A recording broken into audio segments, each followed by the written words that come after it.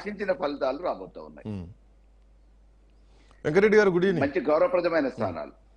వెంకరెడ్డి గారు, so BJP ఎక్కడుంది అంటే ఆదిలాబాద్, నిజామాబాద్, కరీంనగర్ చూపిస్తున్నారు. బట్ ఆ ప్రాంతాల్లో కూడా కొంత హంగే కనిపిస్తుంది. కరీంనగర్ కూడా కొంత టఫే కనిపిస్తుంది. ఎందుకంటే అక్కడ ఎంఐఎం బలంగానే ఉంది.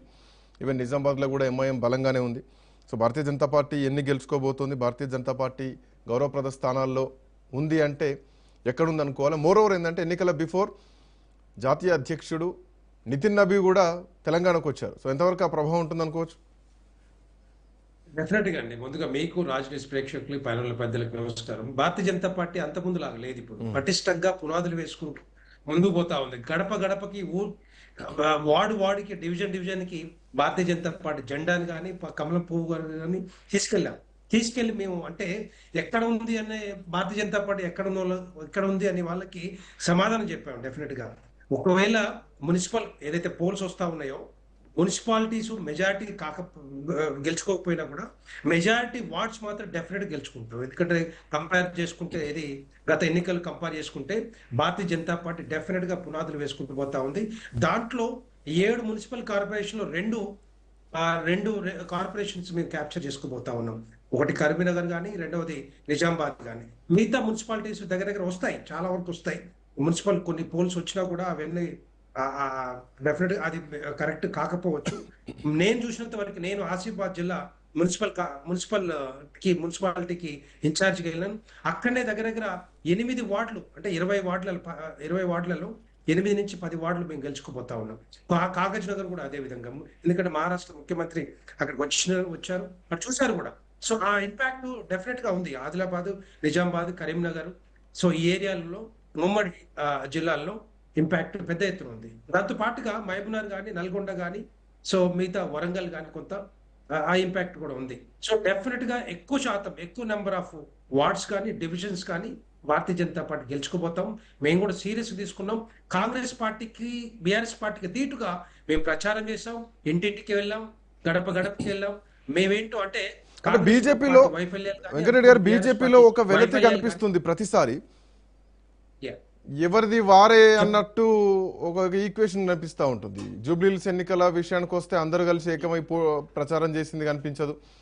అరవింద్, నేను సోషల్ మీడియాలో వాళ్ళకంటే ఎక్కువ ప్రచారం నేనే చేస్తున్నా, సో నేను రావట్లేదని చెప్పేసి నా మీదేం కక్ష పెట్టుకోవద్దు, నా మీదేం ప్రచారాలు చేయొద్దని చెప్పేసి ఆయన అంటారు. అది నా పరిధి అవుతుంది, కిషన్ రెడ్డి పరిధి, కిషన్ రెడ్డిని పోయి అడగండి అని చెప్పేసి ఒక భారతీయ జనతా పార్టీ చెందినటువంటి ఎంపీ మాట్లాడుతున్నారు. అండ్ మోరోవర్ ఇప్పుడు చూసుకున్నా కానీ వై ఐఎమ్ సేయింగ్, తెలంగాణలో భారతీయ జనతా పార్టీకి స్కోప్ లేదా అంటే ఖచ్చితంగా ఉంది. 8 మంది ఎంపీలను, 7-8 మంది ఎమ్మెల్యేలను గెలిపించిండ్రు. గతంలో బండి సంజయ్ అనేటువంటి టైంలో కొంచెం ఇంకొంత బండి సంజయ్ని కంటిన్యూ చేసేది ఉంటే ఈరోజు Congress party, BRS party, BJP party మధ్యలో ఒక హంగ్ ప్రభుత్వం వచ్చేది అప్పట్లో కంటిన్యూ చేస్తే. బట్ బీజేపీకి స్కోప్ ఉన్నా కానీ దాన్ని కంటిన్యూ చేయలేకపోయారు. ఎక్కడో బీజేపీని ఏదో శక్తి వెనక్కి లాగుతోంది తెలంగాణలో అన్నది ఎన్నికలు వచ్చినప్పుడు కనిపిస్తోంది. సో ఒకరికొకరు పడట్లేదు, పొసగట్లేదు అనేది ఇక్కడ చూడొచ్చా?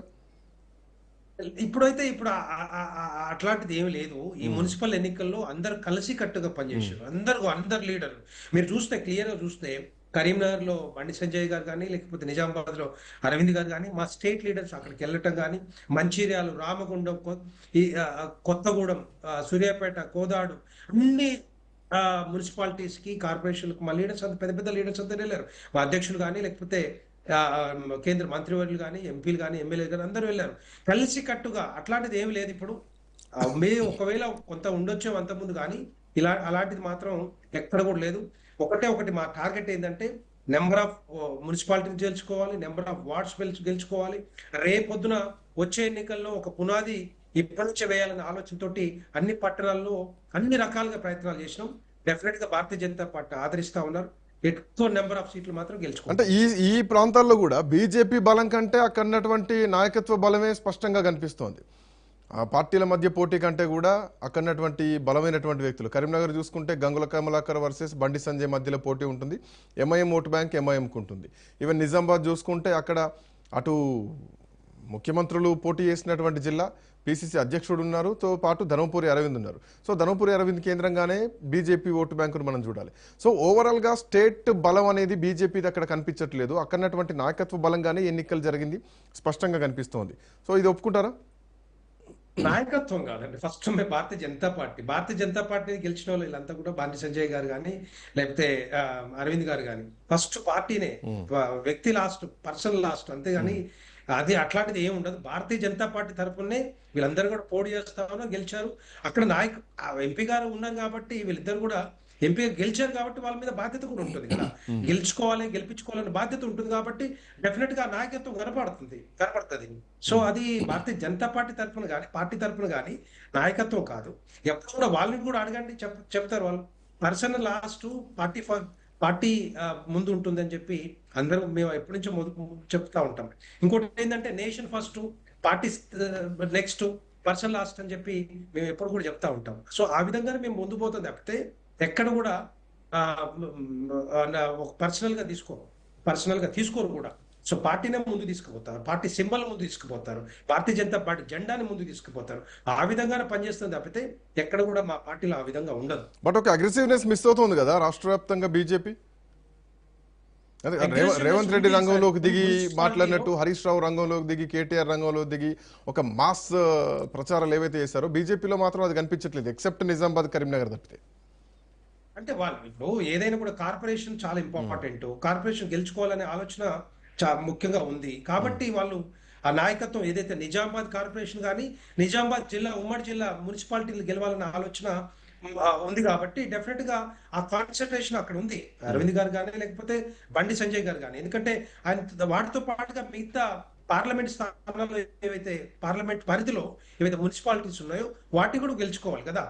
సో ఆ విధంగా పనిచేసేది తప్పితే ఇప్పుడు చూడండి మీరు కేంద్ర మంత్రి వాళ్ళు కిషన్ రెడ్డి గారు కానీ లేకపోతే మిగతా వాళ్ళు మహబూబ్నగర్కి వెళ్ళారు. మహబూబ్నగర్కి ఈవెన్ జాతీయ అధ్యక్షులు నితిన్ నబీన్ గారు కూడా వచ్చారు. అక్కడ మళ్ళీ తర్వాత రామగుండం వెళ్ళారు. సో ఈ కొన్ని ఏరియాస్ లో ఎక్కడైతే కవర్ కాలేదో అక్కడ అన్ని కూడా కవర్ చేసుకుంటూ వచ్చారు. సో డెఫినెట్ గా అందరం కూడా ఉమ్మడిగా ఏ విధంగా పనిచేయాలి, ఏ విధంగా గెలుచుకోవాలనే ఆలోచనతోటి ఒక స్ట్రాటజీ పెట్టుకొని మున్సిపాలిటీలో ఎక్కువ శాతం కైవర్ చేసుకోవాలనే ఆలోచనతోటి అందరూ కలిసి పనిచేసాం. ఇది చాలా సీరియస్నెస్ పెంచాం చెప్పాలి. ఒక నిమిషం, అంతకంటే వన్ సెకండ్ వెంకరెడ్డి గారు, వన్ సెకండ్. మధు శ్రీనివాస్ గారు నమస్తే. నమస్తే. అధికారంలో ఉన్నారు కాబట్టి గెలుపును అంచనా వేయొచ్చు, కానీ ఆ గెలవడానికి